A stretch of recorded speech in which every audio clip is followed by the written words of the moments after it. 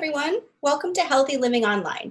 I'm Angela, the Wellness Program Manager at Curry Senior Center, and joining me is Humberto Pinon, our health educator, and Ariel Yuin, our National Health Corps member. We teach a monthly class at Curry called Healthy Living, and we're here virtually this month for our class, and we're going to talk about positive thinking. And we're also going to hear from some of our Curry family about this topic. So, Ariel, tell us a little bit about positive thinking. So, positive thinking is the practice of focusing on the good in any given situation. So, it doesn't necessarily mean that you ignore reality or make light of problems, but you approach the good and bad in life with expectations that things will go well. Positive thinking often starts with a concept called self-talk, and self-talk is the automatic stream of unspoken thoughts, both positive and negative, that run through your head. If the thoughts that run through your head are mostly positive, you're likely to be an optimist, someone who practices positive thinking. Now, positive thinking has a lot of benefits. Some of them are physical, and that can be things like a longer lifespan, and who doesn't want to live longer? Also, you can lower your chance of having a heart attack with positive thinking. And heart attacks don't even sound fun because it says like attack in it. Better physical health. Positive thinking like makes you just feel good, so you can like get through your day a lot easier. Lower blood pressure, which is always great. Greater resistance to illness, such as the common cold. Maybe even that certain virus that's circulating around right now. And better pain tolerance. I mean, if you're in a good mood, a bee sting is not as painful as if you were like in a really terrible mood. But there's also mental benefits as well, and I think these are the most important. You feel more creative. When you're happy, you feel like you want to go out and do things, and you want to paint and sculpt, and you want to like, create and stuff.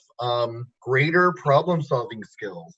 When you're happy, you're clear thinker, you can get through things. Having a better mood is always a great side effect of positive thinking. I don't like to be the one who's known as the moody one at work or at home. So that's always great. Better stress management and coping skill as well. When you're a constant practicer is that a real word? When you're constantly practicing positive thinking, you don't fall apart when something happens. You have better coping skills to be like, okay, I need to do something. Also, just a better quality of life. Just being happy and being appreciative and having gratitude of everything around you definitely gives you just a better quality of life. And higher energy levels.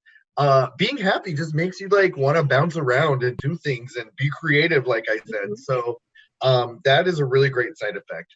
As a matter of fact, in a study of people over 50, those who had more positive thoughts about just everything and aging especially lived longer. Wow. They also had a lot of less stress-related inflammation, which shows that there is a definite possible link between your thoughts and your health. I know definitely when I'm not in the best of mental health, I feel like I'll get like my heart racing for no reason. And yeah, that's kind of scary. And it's also thought that positive and optimistic people tend to live healthier lifestyles. So they probably get more physical activity, follow a healthier diet, probably don't smoke and drink in excess.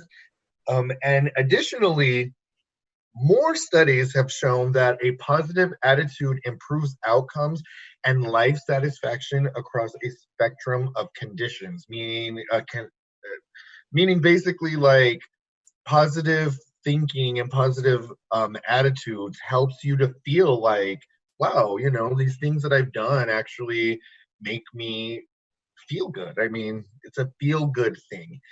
Now, I'm going to pass this on to Angela, who is going to tell us about positive thinking and stress. Thanks, Humberto. Those are some great physical and mental benefits that all of us can keep in mind about positive thinking and its impact on our lives. So it's not super clear why people who engage in positive thinking experience these health benefits. But one theory out there is that having this positive outlook enables you to cope better with stressful situations. We all have to deal with stress every day, from something as small as, running out of milk for your coffee to something more serious and life-changing like a traumatic event or illness. But positive thinking and an outlook can enable you to cope better with those situations, which could reduce the harmful health effects of stress on your body.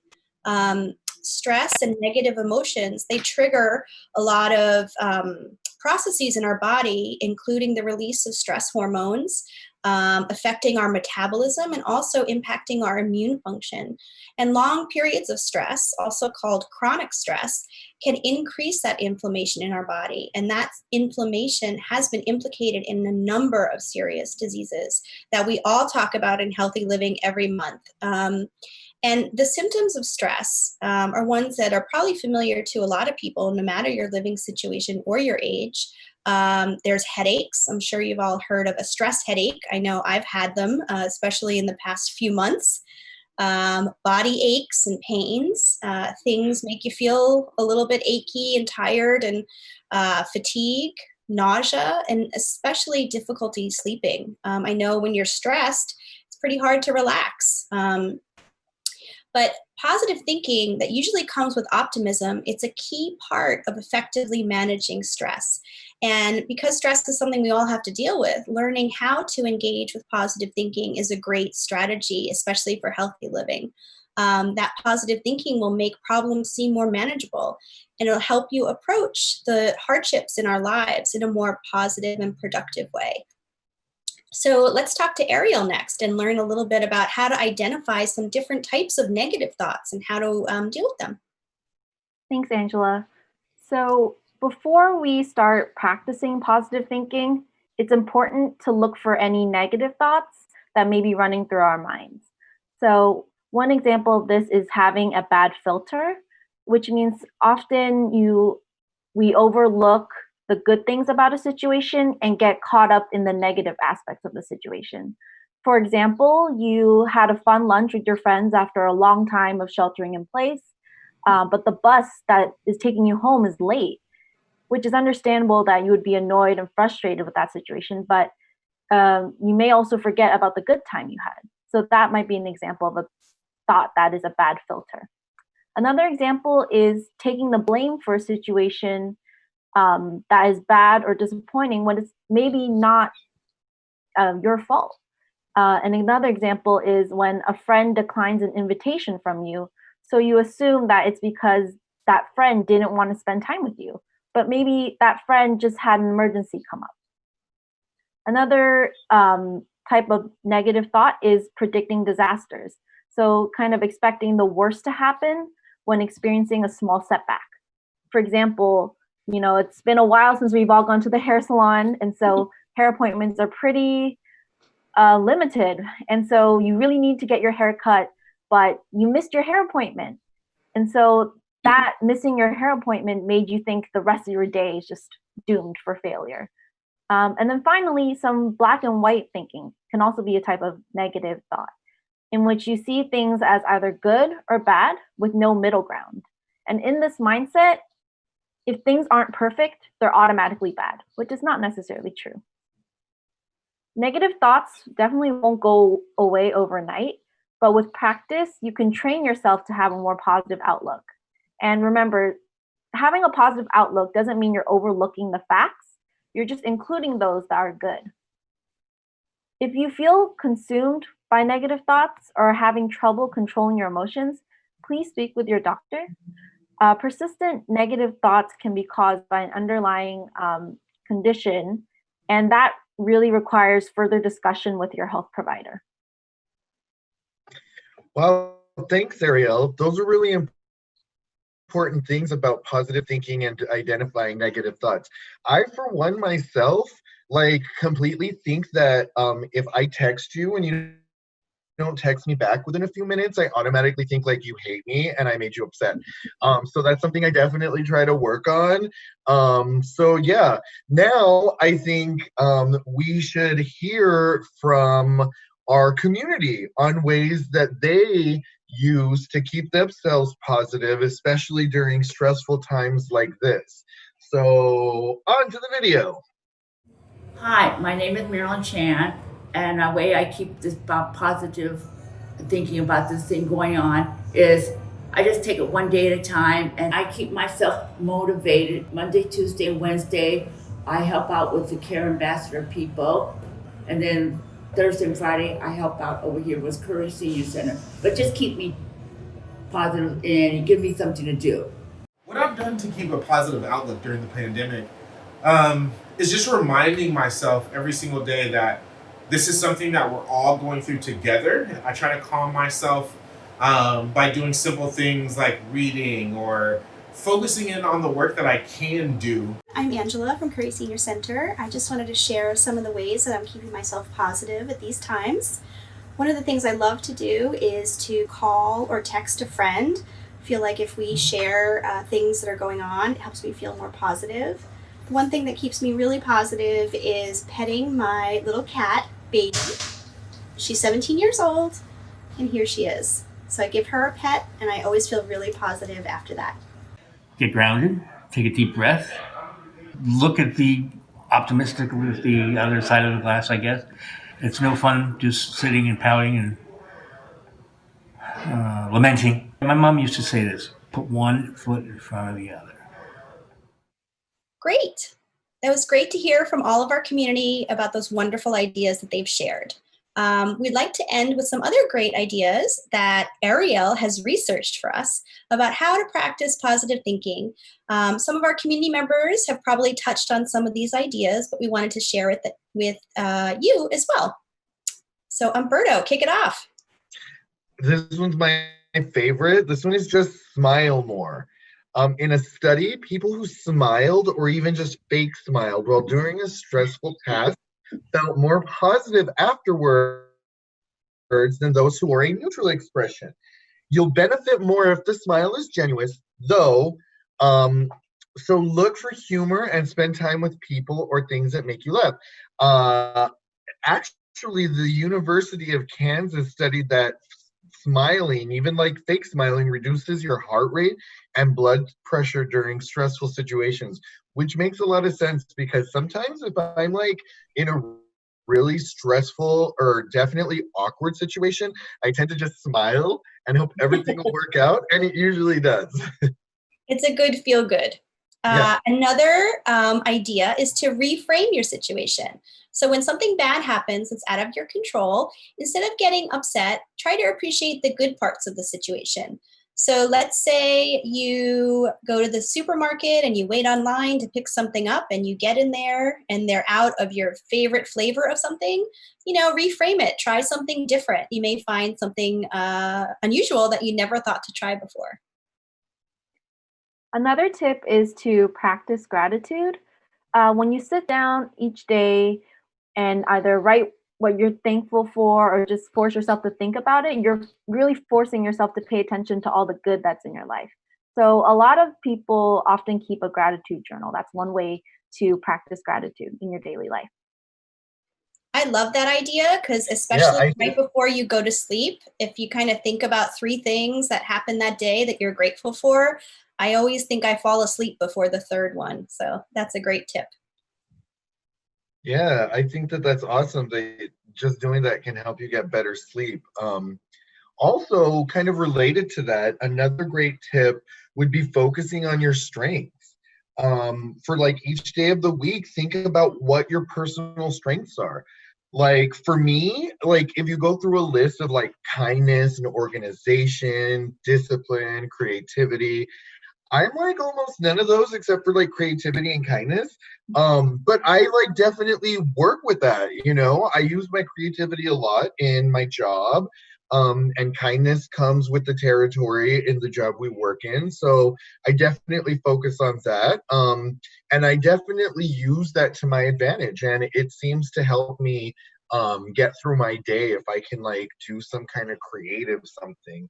And definitely there have been studies that people who did boost their happiness like that had lower symptoms of depression at the end of the week. And definitely 6 months later, those benefits were still going strong. So it's like a thing that you constantly do to kind of like amp yourself up so that you can like, get through your day and, helps with depression. So that's always good. I like what you just said, and it really leads to the next idea, is to build resiliency. So resiliency is the ability to adapt to stressful or negative situations or losses.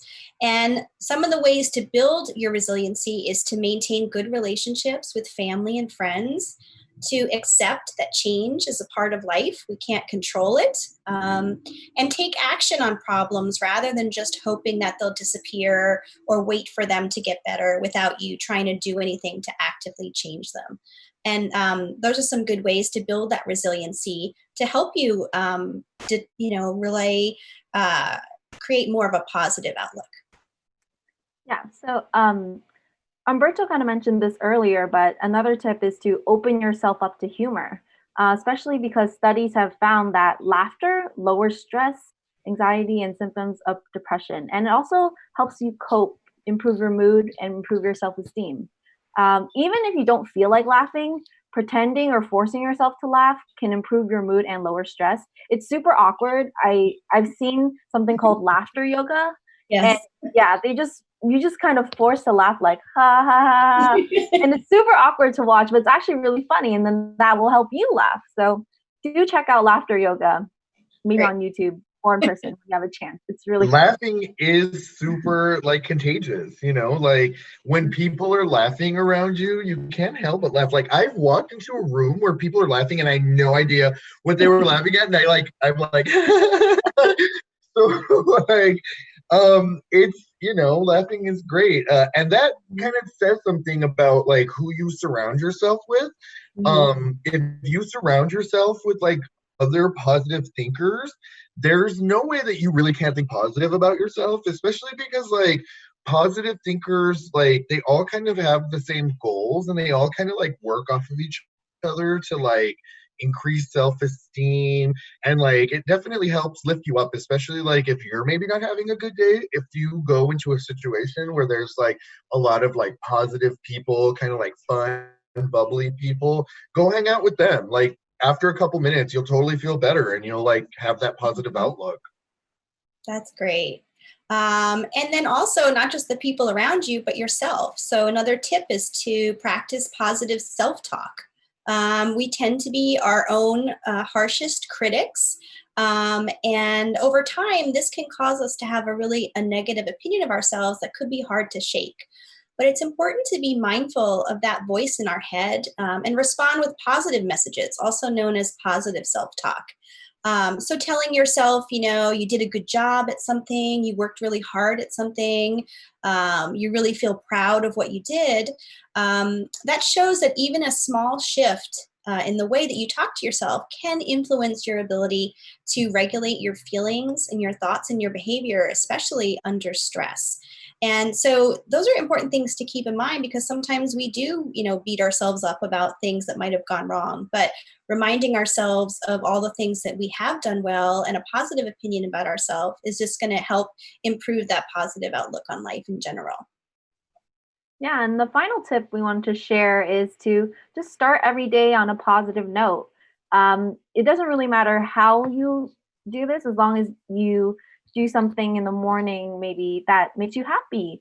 So telling yourself it's going to be a great day, listening to a happy or upbeat song or playlist, making yourself a super nice breakfast, just creating a ritual in which you start off each day with something uplifting and positive can help set the tone for the rest of your day.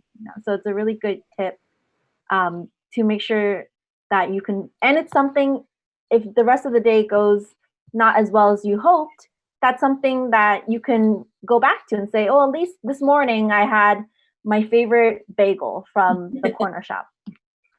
Ooh, you know what? I do it with a coffee treat. Like I make myself a delicious coffee treat in the morning, and it makes me feel so positive. And then like I just feel good for the rest of the day. That's great. So anyway, guys, I would like to thank all of you for joining us on this episode of Healthy Living Online. And I hope that this discussion of positive thinking can help you maybe start a conversation in your own mind, or maybe start a conversation with somebody else about positive thinking and applying it to your everyday life. Okay? Thank Thank you, you. everyone. Bye. Bye.